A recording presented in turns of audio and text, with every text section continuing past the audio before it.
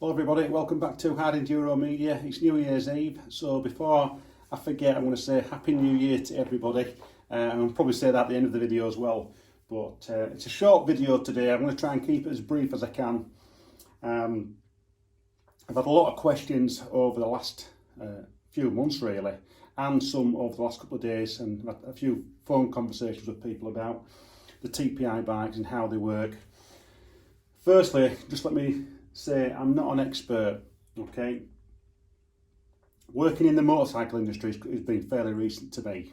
Now, a little bit about my background. I left school at 16, I worked in engineering until the age of 23, mechanical engineer, working on milling machines, lathes, CNC type work, building and manufacturing hydraulics. That was my initial apprenticeship training up until the age 23, and then joining the police force. And I was in the police force for 30 years. Retired in 2018, and then by chance I obviously knew Mark Jackson at Eurotek, and Mark offered me a part-time job working in the workshop, helping the head mechanic there, Nick Sanderson. Now, me and Nick get on really well. Nick's become a good friend, and working at Eurotek has been an education, and Nick has taught me how to do things. There was already a lot of things that I already knew. I've been working on my own cars and motorcycles nearly all my life, but there's certain things that I didn't know, and still is a lot of things that I don't know, and I'm learning every day. Every day at Eurotek is a school day, as I say, and Nick has taught me a lot of things. Nick is very experienced. He's been working in the motorcycle industry for the last 20 years or so, working on KTMs for at least 14 to 15 years. And he knows and has come across most of the problems with the TPi Two Stroke bikes. So working with him, I'm learning a lot. And like I say, it has been an education working there. So what I'm going to try and do is just explain how the TPi engine works, and some of the problems that you might come across when riding these bikes. Now, it's got to be said, there's hundreds and hundreds of these bikes out there, and none of them have issues, but there are some that do have issues, and that's going to happen when you've got mass production and we are going down the electronic technology route with how engines are controlled, ECUs. We've seen it with cars, all sorts of vehicles, mass produced. Some run good, some don't run good, and that's going to happen with the TPi bike. Now, KTM had to go down the route of the TPi Two Stroke because of emissions, and that was as a consequence of the number of bikes that they manufacture. The majority of the other brands that manufacture two-stroke bikes have been able to stay under the radar in terms of TPi because they don't have the numbers. They don't produce the numbers of bikes like KTM do. So, but at some point they'll probably have to go down that route of two-stroke fuel injection. So moving on, the TPi bike compared to a conventional two-stroke EXC, let's say a 2017 EXC, before the TPIs came in. Engine-wise, they're pretty much identical mechanically. You know, the casings, everything are pretty much the same. The difference with the earlier engines is that they had a carburetor. The TPi bike has a throttle body here. I'll just use my T-bar as a pointing stick. The throttle body is basically the entry for the air supply to the engine, and also the oil, the two-stroke oil, which comes from a pump underneath the oil tank.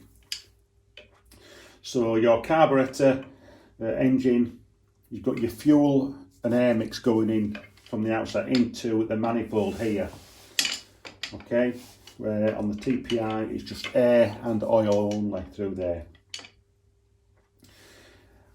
Also on the TPi, you've got injectors now. This is where your fuel goes in. Okay, you've got one on each side of the upper part of the cylinder, and that injects fuel into the transfer port. With the carburetor, the fuel goes into the bottom of the crank.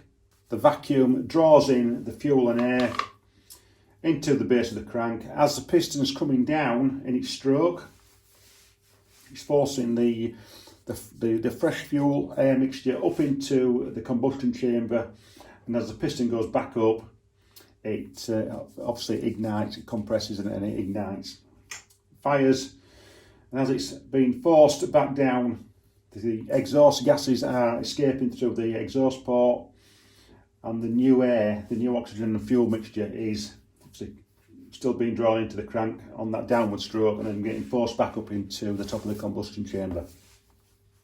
Quite simple. On a TPi bike, the fuel's going in through the injectors on each side, and it's only getting injected into the sort of halfway up the cylinder, so the fuel is not getting into the crank as with a conventional carbureted bike. It's only going into that top sort of area of the combustion chamber and getting compressed. So all we're really getting to lubricate this system in here is the oil coming through the throttle body into the manifold, and it's getting splashed around and forced up into the cavities and also onto the cylinder as well to lubricate. On the carbureted bike, you've also got very simple electronics. Now, behind the ignition cover is the flywheel and the electronic stator. You can see these wires here. So on the carbureted bike, you've got a very simple ECU as well, an electronic control unit, which reads the flywheel every time it goes past a certain point. It detects a signal to fire the spark plug. So with the carbureted bike, it can be very simple to diagnose problems. With the TPi bike, it works a little bit differently because you've got more electronics basically. You've got sensors in various places. You've got throttle position sensor. You've got the temperature sensor on the top of the cylinder head. You've got a crankcase pressure sensor, which you can see just below the oil tank. Now there's a small black tube which comes off the back of the cylinder, which goes to the crankcase pressure sensor. Now this being a 19 TPi bike, it has only one air sensor, and that is to do with altitude. So basically, when you are riding, let's say we're virtually at sea level here in where I live. If I were to go to a different elevation, let's say 1,000 feet above sea level, the computer or the ECU should detect that and change the airflow mixture and fuel mixture to suit that altitude. On the newer bikes, the 20 onwards bikes, they've got two sensors, two altitude sensors or air pressure sensors, whatever you want to call them. So when you're riding, it will detect the elevation and adjust the fuel air mixture on the fly as you're riding along. With the earlier bikes, if you were going from like sea level up to 1,000 feet like I did at Sea to Sky in 2019, I noticed a difference in the way the engine was running. I got up to about 2,000 feet and the engine was going dang, dang, dang, dang, that sort of noise, making an overrun type noise. So all I did was switch the engine off for 10 seconds and restarted it, and that resets the computer, the ECU, so it adjusts the bike to suit that altitude. That's how it works. So we've got air sensors, we've got the throttle position sensor, we've got the temperature sensor there, we've got a crankcase, a pressure sensor, and on the newer bikes you've got that secondary sensor as well. So there's a lot going on. Let's just talk about the crankcase pressure sensor for starters. The crankcase pressure sensor, that will detect how much compression is in the cylinder. Okay, and I'll give you a bit of a demonstration on that. With a conventional carbureted engine, two-stroke engine, if you take the spark plug out, unearth that spark plug and then crank the engine over, it will spark. With a TPi engine, it won't do that because there's no pressure in the cylinder. So that crankcase pressure sensor is sensing the compression within the engine, and I'll just demonstrate it now. So all I'm going to do is just going to take the spark plug out,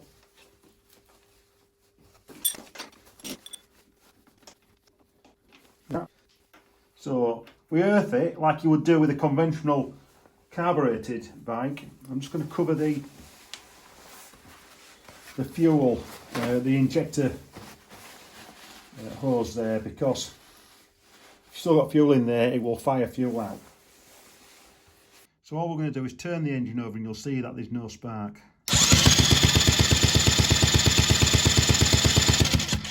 Alright, so what we'll do is, I've got another spark plug here. I will just put that spark plug in, put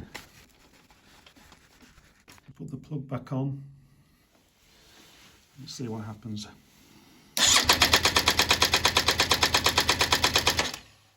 So there you go, just a simple experiment there, just showing you, the difference between the conventional and the TPi. So looking at that, looking at some of the issues that can develop over time with these bikes. If you start losing compression, the cylinder starts getting worn. You've got a bike that's got high hours on, and I have seen this. Anything sort of from 80 hours upwards, depending on how the bike's been running. Some of these bikes, the pistons will wear sooner than others. It's just one of those things. I don't know if it's because of materials or whatever, but it does happen. Now, if you start developing running issues and you're at high hours, it could be that you're losing compression because of the way the crankcase pressure sensor works. It's detecting a certain amount of compression to make the engine run efficiently. As soon as that starts to drop, your engine's going to start running very poorly. Okay, and if you look at this spark plug, I'm going to show you a picture of a spark plug now. That spark plug came out of a 2000 and I think it was an 18 Husky 300 with just under 100 hours on, and it needed a new piston basically. That was it. It was lacking compression when the bike was brought in because it was running erratically. And as soon as I tested the compression, just by pushing the kickstart down, I could feel that it was different to what you would normally expect from the compression feel on a kickstart lever on one of these TPi bikes. Because normally the kickstarts are quite firm to push down. So in those circumstances, all we did was we put a new piston in the on the bike, a new oil pump because it was due for one, and a new spark plug, and the bike ran perfectly after that, no problem at all. So that's just one of those issues what can start developing over a period of time. You start losing compression and then it starts affecting the running of the engine. In addition to that, with the crankcase pressure sensor, we've also seen the black tube on the base of the cylinder getting clogged slightly. People have experienced this, and when that gets clogged, again, it's going to affect the running of the bike. So if your bike's starting to run a little bit hit and miss, take the tube off. Make sure you're careful with the plastic nipple where the tube goes onto. Don't break it. Take the tube off and inspect it, see if there's any dirt in there, and just clean the tube out. Don't be tempted to try and clean the sensor with any carburetor cleaner or anything like that, because the chances are you'll probably damage it. Okay, so that's something to try. With all these sensors on this bike, at some point or other they're going to go wrong, like on any vehicle. Sensors go down. We've seen it where the temperature sensor has gone down and it's affected the running of the bike. The running's been hit and miss, coughing and spluttering. And we've also seen the crankcase pressure sensors go down as well.